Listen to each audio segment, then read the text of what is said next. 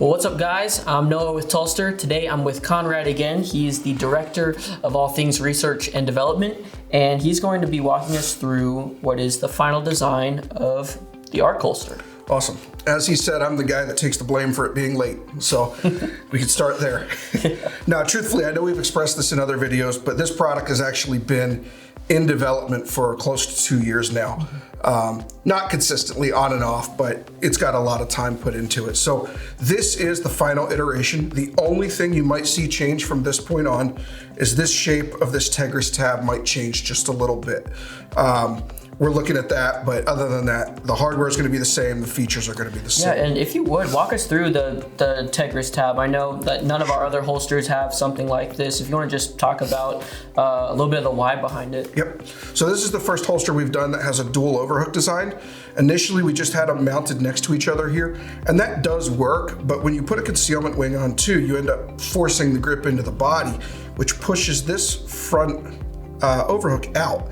And so now you get a spot on your t-shirt where you can see something poking through. So adding the Tegris tab allows this to flex and kind of come back to your body, almost like what a hybrid holster would do with the leather backer or a synthetic backer. And so it gives the same thing, and you can now position this, you can adjust where it sits a little bit, it'll spread out the weight, and more importantly than anything is it'll keep it completely concealed, even with a relatively tight t-shirt. So some other features we have our proprietary concealment wing here. There's a support spacer right here as well. Screws come in from the back, so you're blind on hardware from the front on the wedge, which is pretty neat. We put in some ribs right here. They weren't on one of the earlier iterations, but it gives a lot more rigidity to this part where you're gonna have the belt pushing up against it. So that's gonna give it a lot more strength. We maintain contact on the light and on the side of the slide by these cuts right here. And so rather than having a void where we've created this ramp for you to put the wedge, now we maintain contact on both sides of the slide, so your gun doesn't have any slop or fitment issues while you're carrying. We cover the bezel to the light. We keep the muzzle open so you can still run a threaded barrel if you want, but we protect the glass of the light. So nice feature there. The thing we're really excited about is the retention point. So it's not molded in like you're used to seeing. What we did is we created the geometry we wanted. Right now it's 3D printed, eventually it will be injection molded, and it gets pushed through a slot that we cut in the plastic, and then we put a screw and washer to hold it in place. So you run it for a year, and you say, hey, that retention just isn't quite as snappy as it used to be. We're gonna have a kit that you can buy, or a reconditioning program. We're still working out those details, but either way, you're gonna have the ability to take the old one out and put a new retention tab in. And so now your holster shell is gonna be good as new, as far as the retention point is concerned. Yeah, and that's also something we've never done before on any other holster, so that's another unique call out of what's taken this project so long, as we've put a lot of effort and a lot of time into making it the best that we possibly can, and so yet another call out to the design of it. Yeah, there's some lights that are really easy to create holsters for because they have simple geometry. The TLR7 and TLR7 Sub are not those lights. There's really only one spot you can kind of get retention on, and molding it in with the plastic just wasn't meeting the standard that we wanted to meet. And so this ended up being the best solution. A couple other minor things, we went with a mid-level sweat guard. And the reason for that is because it's optic cut anyway, you're not covering the rear sight like on the profile.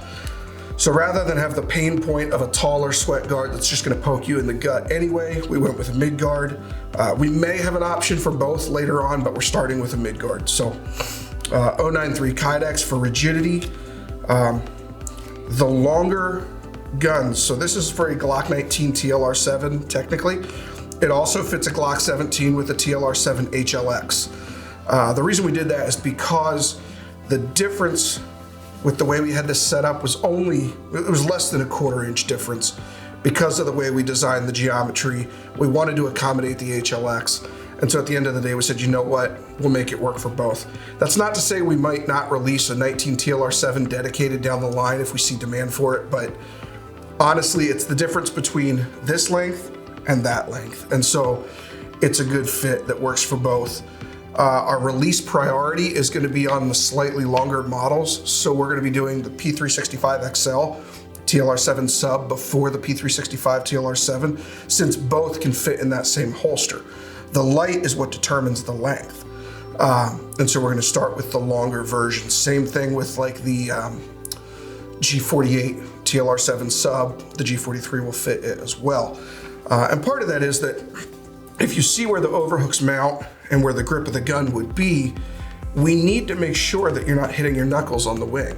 And so having a slightly longer shell allows us more room to position properly and ultimately stabilizes the holster more, which results in a better carry experience for you.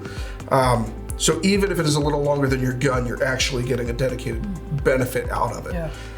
But again, that's not to say we won't do shorter versions as time goes on. It's just where we're starting. Yeah, and when it comes to our release priority and what we're making, what we're dropping, we will be publishing that.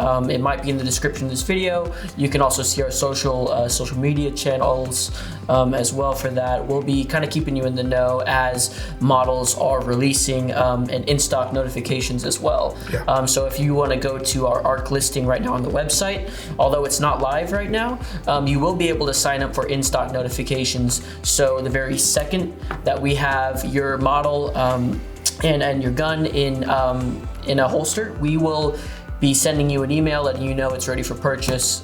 So it's streamlined that way. But yeah, anything else about this that we want to tell the people before it drops? I think the holster wise, we're pretty good to go. I would just say that we are going to be releasing with fewer models than what you see on the website, but we will be adding quickly. This is the next 6 to 8 months of work for us. It's just fleshing out the ARC model and trying to round out as many listings as possible. Our goal is to drop 1 a week. Sometimes there's hiccups and that won't be possible. Sometimes things go really well, we might hit 2 a week. But if you don't see the combination you want yet, email us. You know, we have a request form on the website. And be patient, we're working. We really are. Now that the design is done and the intent is there, it's just a matter of rolling it out, and that will go much faster. Yep, absolutely. So. Awesome.